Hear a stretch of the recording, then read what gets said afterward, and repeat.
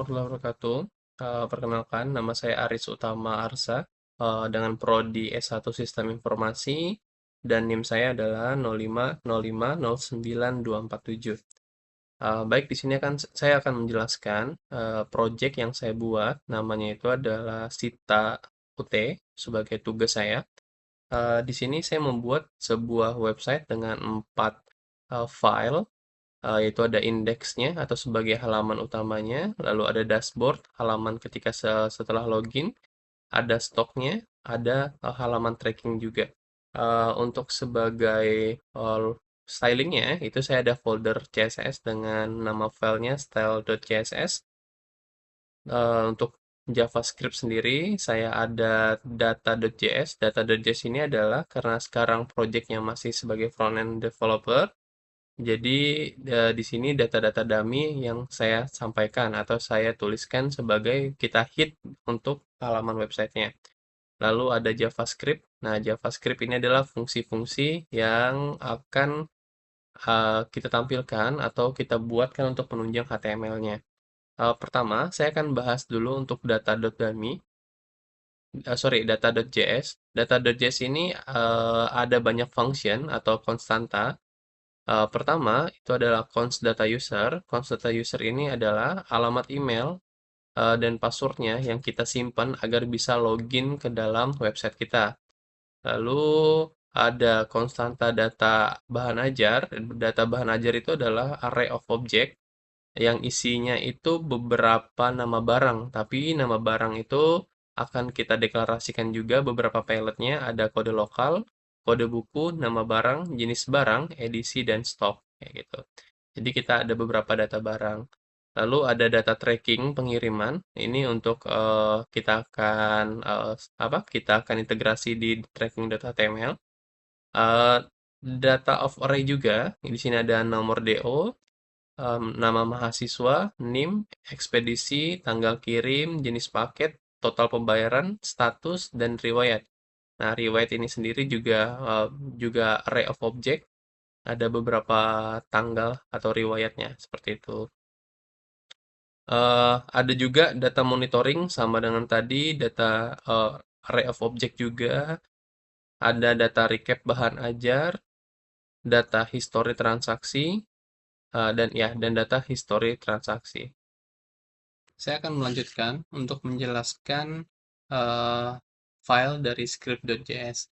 File script.js ini adalah file yang menampung semua function yang ada di website kita. Jadi, kalau kita memerlukan sebuah function, akan kita buatkan di dalam script.js ini. Function yang pertama itu adalah get greeting.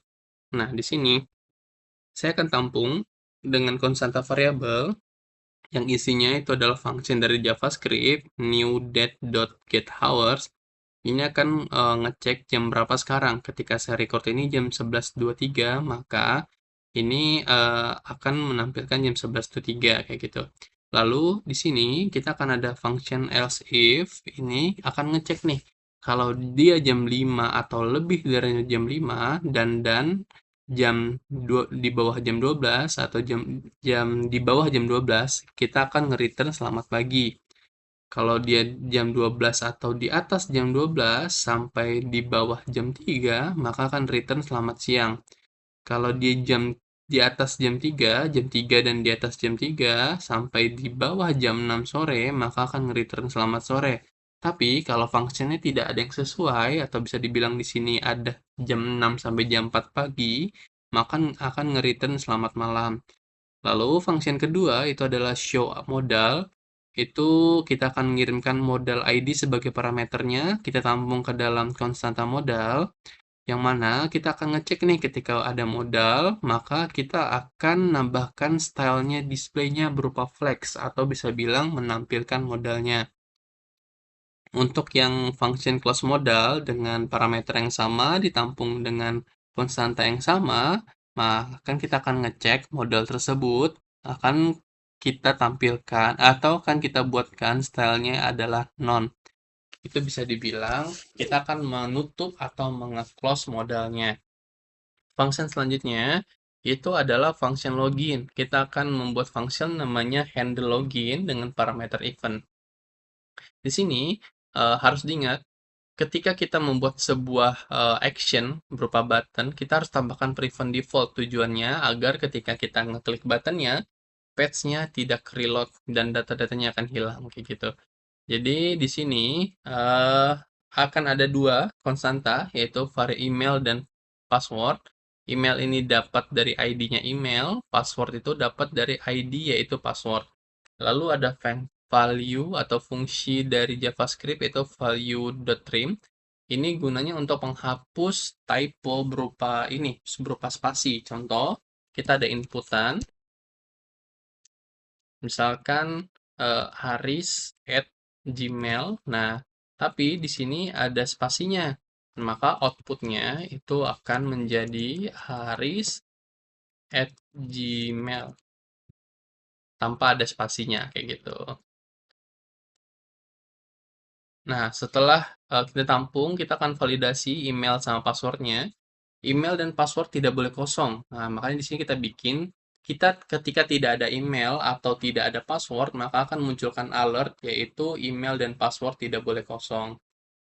Lalu ada format email juga, validasinya. Kita tampung ke email regex. Ini adalah function regex, itu untuk ngecek apakah email ini valid atau tidak, kayak gitu. Ya, nanti kalau misalkan tidak valid, kita akan munculkan format email tidak valid. Contoh tidak valid ya, misalkan di sini ini inputan kan @gmail, berarti ini valid. Tapi kalau misalkan tipe tidak ada @gmailnya, maka ini tidak valid kayak gitu. Ketika sudah ngecek validasi dan validasi emailnya dan password, kita akan cek kredensialnya.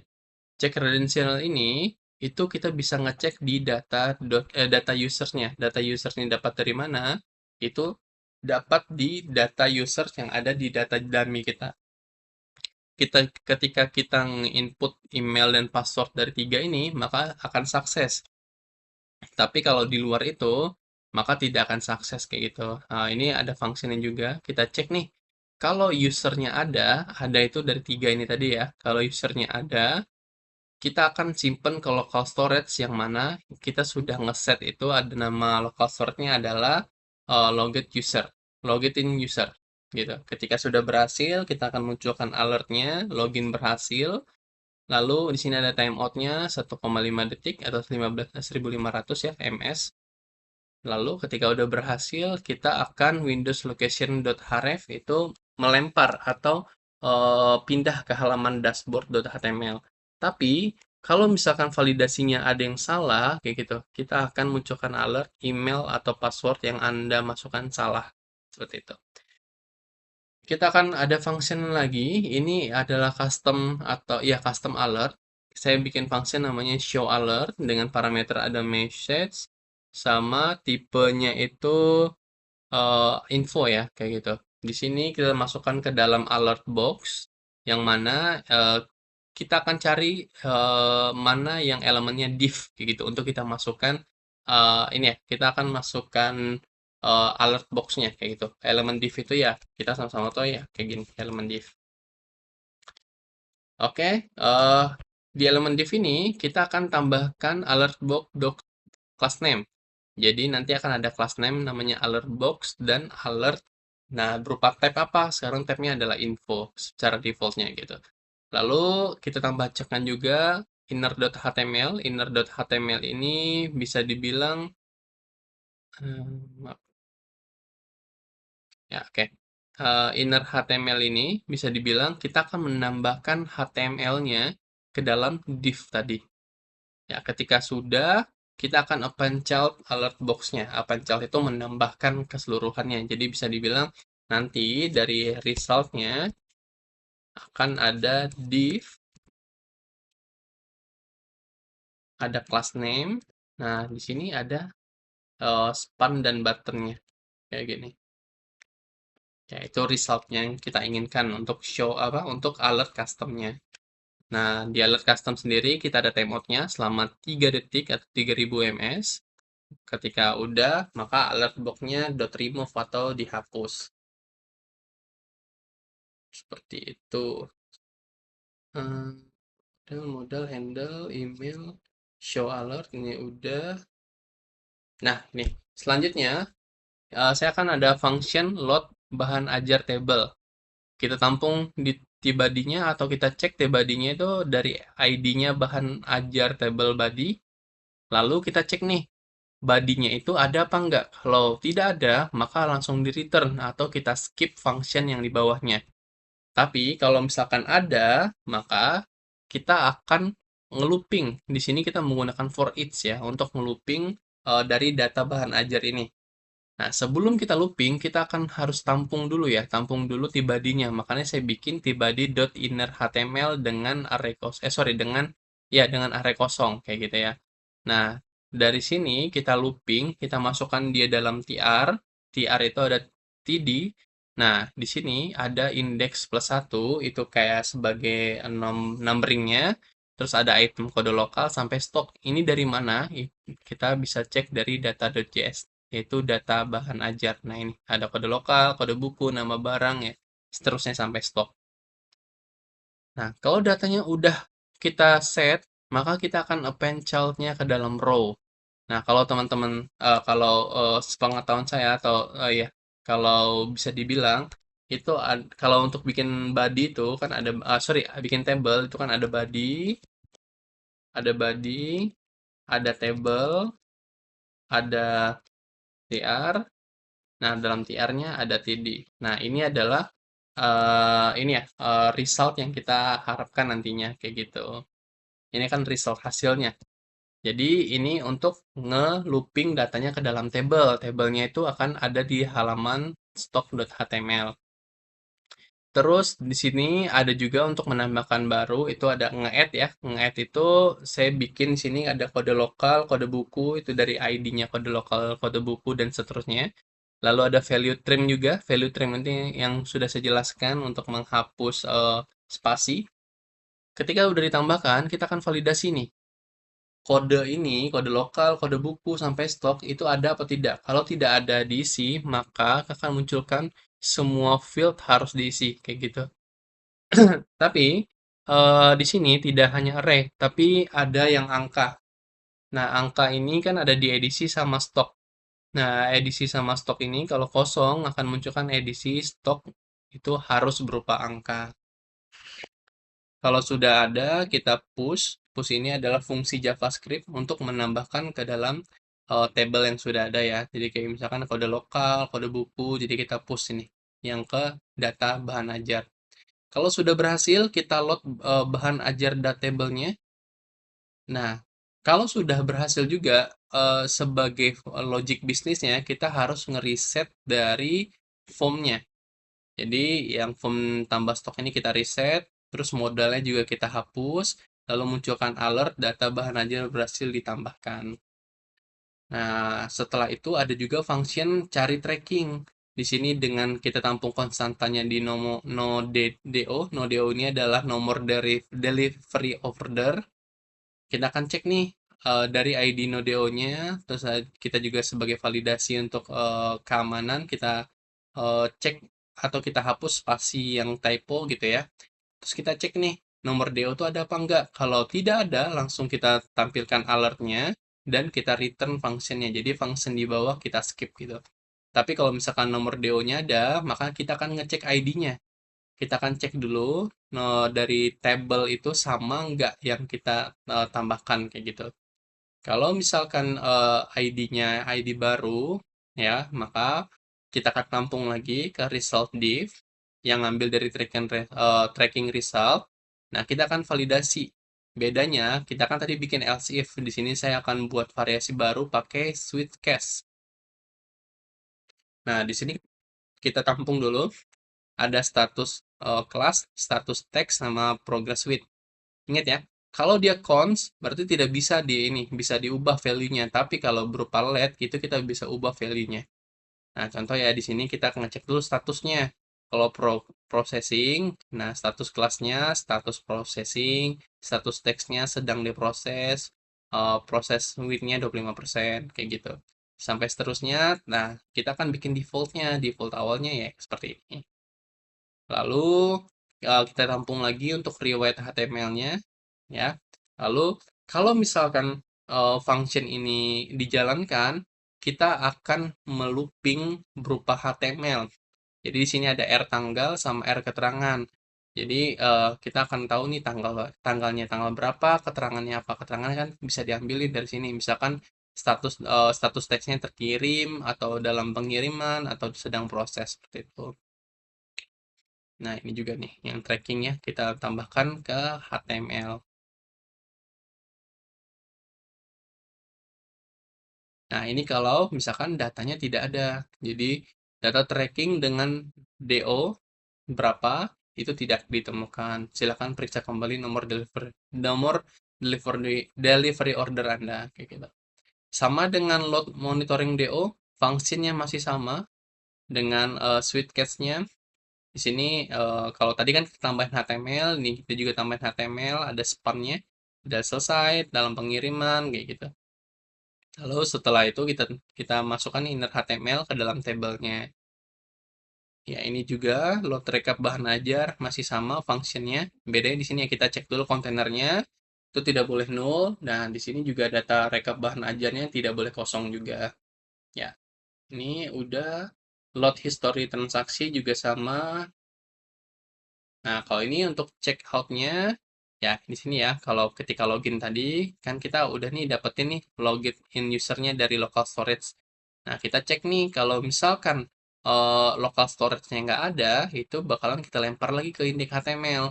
Tapi kalau ada, tadi kita kan lempar ke dashboard tadi. Nah, ini untuk logout-nya. Logout, sebelum logout kita bakal ada modal confirm. Apakah yakin ingin logout?